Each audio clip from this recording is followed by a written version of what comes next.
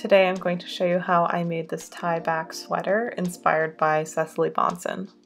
I think this piece is really interesting because you could tie it a lot of different ways, maybe not a lot, but at least three. As I'm showing here, just a knot. You could also do a bow.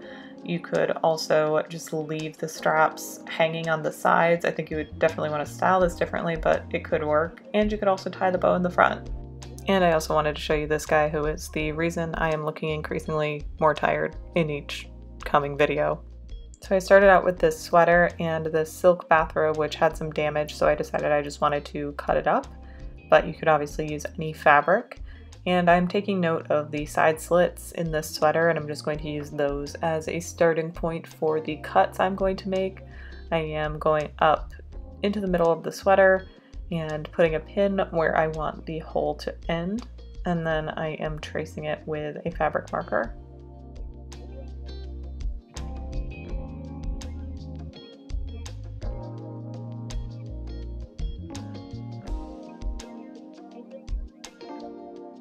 And then I am just cutting that out, starting from the slits again. I think if I didn't have the slits in the sides of my sweater, I would have started a little bit further in, made it more of an oval-shaped opening rather than a triangle to avoid some of the gaping that I end up with at the upper back. And then because I do have a serger, I am just serging this raw edge, but if you don't have a serger, you could do a zigzag stitch on a sewing machine. You could also, to make this easier, stitch the line you made in fabric marker before you cut it out so that it doesn't fray immediately. And then I am just tucking that edge under and clipping it all the way around.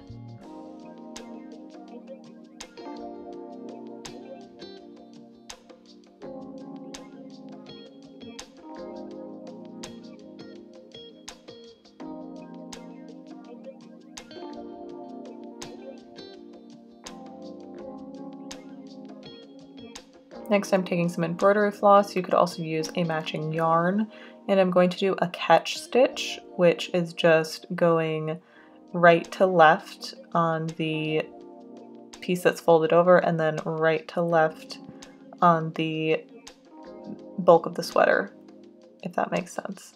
You can see what I'm doing here.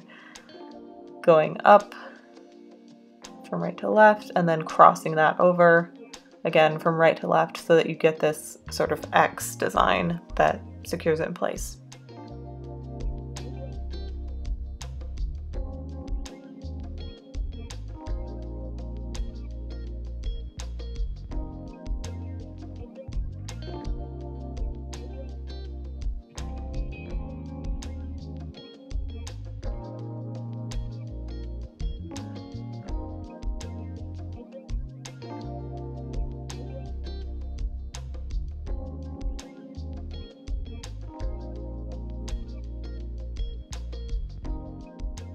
Then I am laying my fabric against the edge of the sweater to determine how to cut it, what size it should be, and what shape. My situation is a bit unique since I was using this bathrobe, but I ended up cutting my fabric into shapes like this, so 4 pieces total, and then 2 and 2 get stitched together. So I just clipped each side, right sides together, and left the widest part at the end open so that I could turn this inside out. And again, I'm just using the serger to attach these pieces, but you could definitely just use a sewing machine.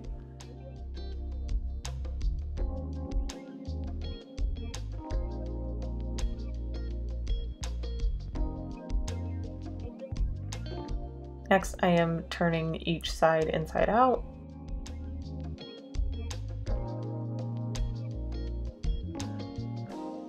And then tucking in the open ends and just clipping them in place.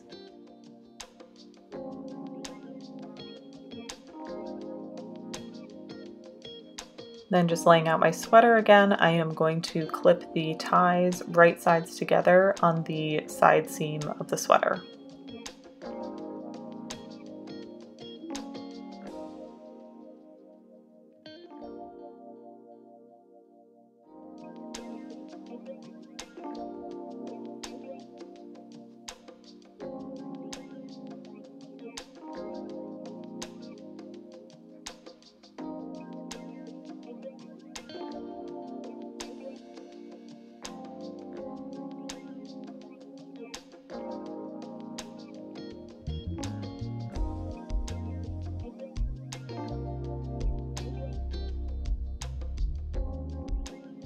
finally, I'm just doing a whip stitch along that side seam, making sure to catch all 3 layers.